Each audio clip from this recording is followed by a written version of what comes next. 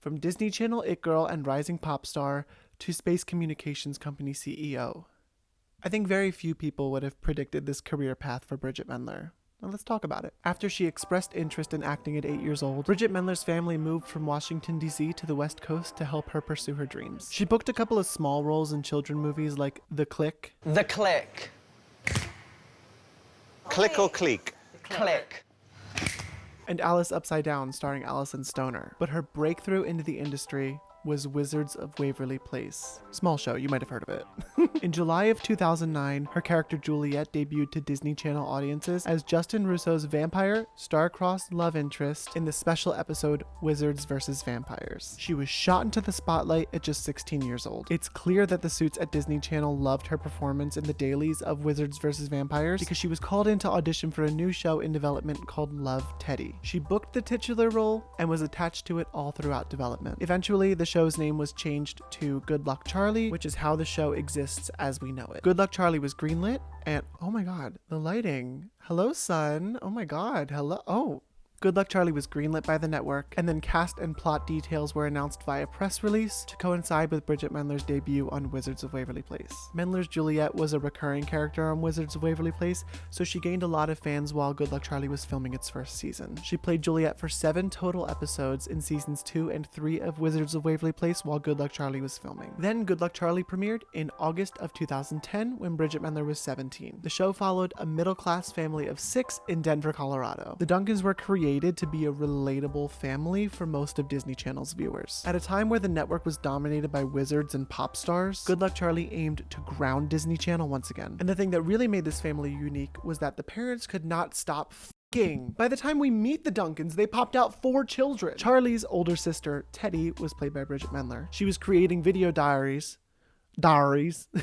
She was creating video diaries featuring all of the wild antics that the family goes through. Teddy's goal with these videos was to help Charlie deal with their crazy family as she grows up. We see an older Charlie watching Teddy's video diaries for advice in a flash forward season 4 episode called Future Drama. At its core, the goal of the show was relatability, no matter how silly the plot got. Many people could identify with at least one of the Duncans' 5 kids. Yeah, that's right.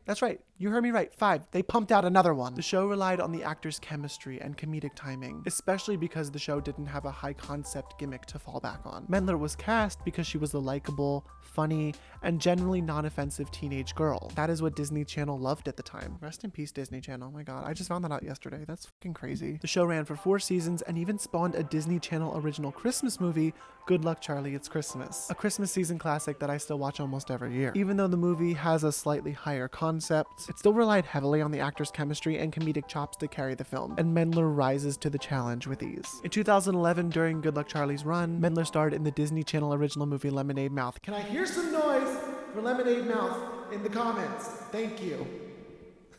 The movie follows a group of teens who end up in detention and form a band.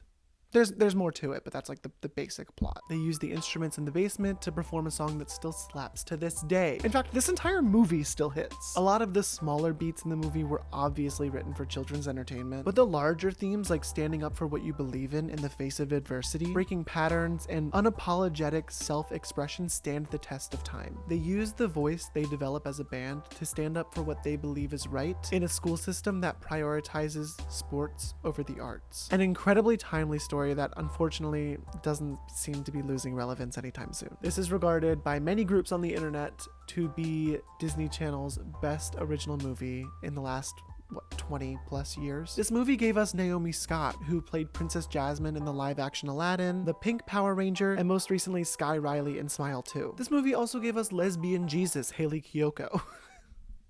I love that we just call her that. That's so crazy. Not only is the movie itself strong, but the soundtrack is incredible. Somebody, Determinate, Breakthrough, She's So Gone, More Than a Band. It's just bop after banger after hit. And many of these songs are still on my playlist to this day, and they should be on yours as well. Just saying. The production is top tier and the vocal performances are amazing. While Hayley Kiyoko is unfortunately stuck in the background, Naomi Scott eats on She's So Gone. This was her Ariana Grande singing for the first time in Victorious moment. The moment where we were all like, who's she? she's something special. Funny enough, Hayley Kiyoko is actually the only cast member here who continued with music as her main focus, yet she's largely sidelined vocally. I find that interesting. But the following year, in August of 2012, Bridgit Mendler impacted on the teen pop music scene with Ready or Not. Ready or not, here I come. This fun song positioned Bridgit Mendler as Disney Channel's Carly Rae Jepsen, the fun pop girl who loves a millennial whoop. The song peaked at number 49 on the Billboard Hot 100, which is nothing to scoff at for a debut single in 2012. Produced by pop music's favorite cool third cousin Andrew Goldstein, the funky beat and electronic keyboard take us on quite the journey. I still regularly hear this song referenced by people my age. With unique pop culture lyrics like mentioning Oprah, William and Kate, Bridgit makes this song feel so 2012 in the best way. In 2025, it's the nostalgic dance pop we long for. Play this in the clubs. Then maybe I'll go. The single preceded her debut album, Hello, My Name Is, which came out in October of 2012. The album had 12 standard tracks and 3 deluxe tracks, all of which have a place in my life to this day.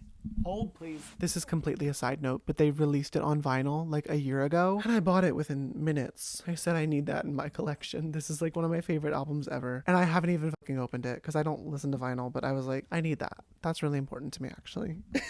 Oh my god, the lighting! Can the sun just stay out, please? Talking about the songs on this album is where I get weary of saying that her career trajectory is unpredictable. We start to see more of who Bridgit Mendler actually is, not just a character she's playing on TV. She's very clever, she's very smart. Even at 19 years old, she was incredibly intelligent and business-minded. We'll come back to that later. Her lyrics paint a picture of a relationship being worn away by distance and the attempted healing after you've lost touch with someone you loved. Songs like All I See Is Gold, 5:15, and my personal favorite, The Fall Song. They're all fascinating glimpses into a drained woman's life as she processes losing the man she loves while trying to stand up for herself against his feigned advances. In All I See Is Gold, she writes, I've got a sea of flowers, but all these hours are just mine alone. No one's home. You buy me the finest china, but each time I dine, it's always me alone with the heater on. The song speaks about a man who is always traveling or always away, and instead of making time for her, sends her gifts and gifts to make up for his absence. She doesn't want all this stuff, she just wants him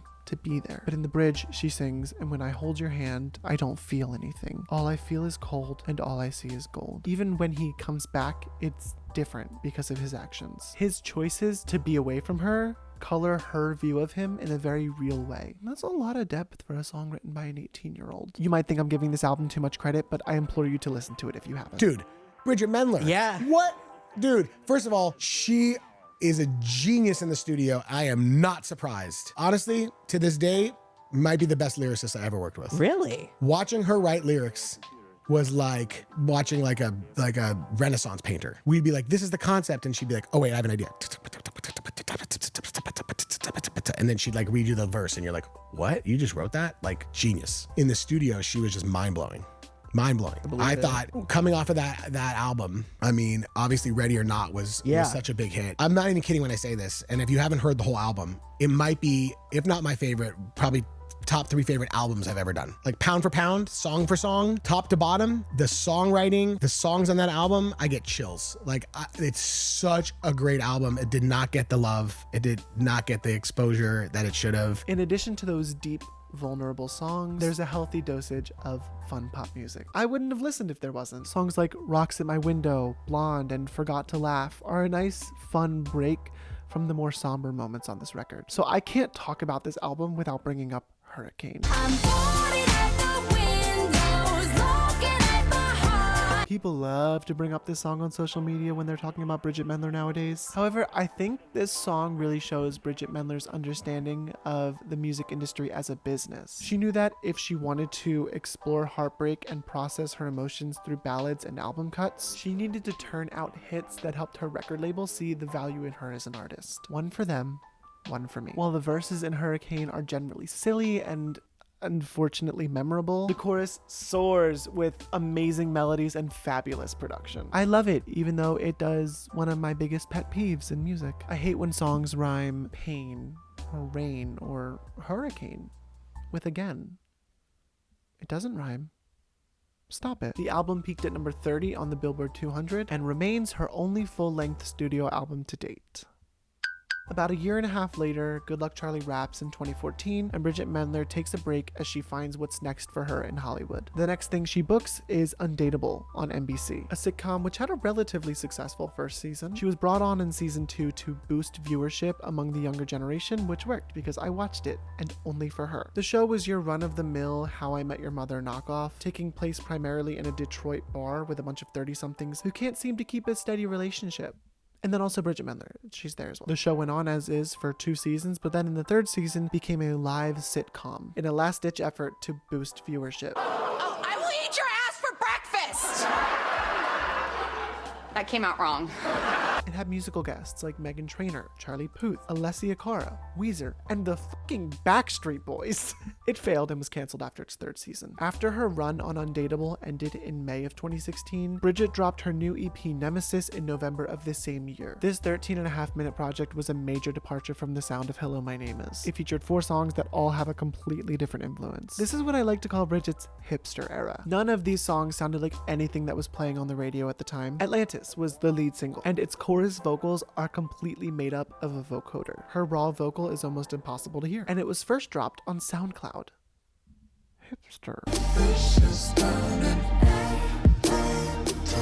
The second and final single from the project, Do You Miss Me at All, has a firmly R&B sound with addictive drums in the chorus. And it was first released on some app called Noisy. Nothing about this release fell in line with the precedent that was set by Hello, My Name Is. It came completely out of the blue and shifted her persona as a music artist completely. While I love this project in hindsight, it was difficult to get used to it in 2016. There was no clear lead single or radio ready hit. Bridgit was making music for the underground hipster scene, not mainstream audiences anymore. While this likely served her creatively, it unfortunately dimmed her pop star promise. But it has become very clear that Bridgit Mendler had no interest in being a pop star after Hurricane in 2013. That lifestyle did not serve her. In 2019, she starred in the Netflix Christmas sitcom Merry Happy Whatever with her Undatable co-star Brent Morin, Dennis Quaid, and Ashley Tisdale. This short-lived fever dream of a show made it clear that Bridgit Mendler had outgrown Hollywood. She was too out of love with the industry to continue down her current path. She took a break.